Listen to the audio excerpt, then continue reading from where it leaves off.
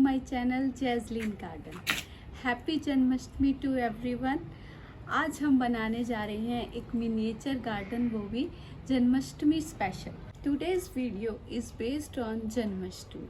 तो चलिए आज का वीडियो स्टार्ट करते हैं. बनाते हैं एक मिनिएचर गार्डन, वो भी कान्हा जी की थीम पर.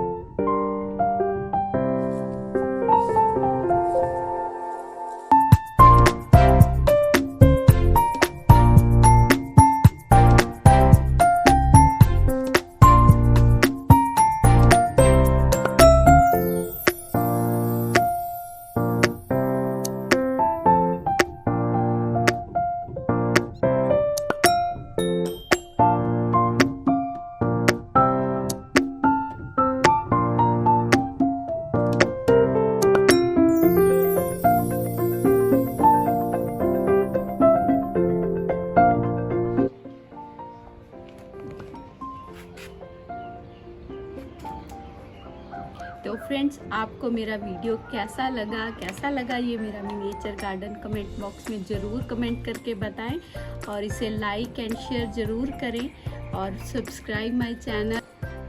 You can also follow me on Instagram. इसका लिंक मैंने अपने डिस्क्रिप्शन में दे दिया है.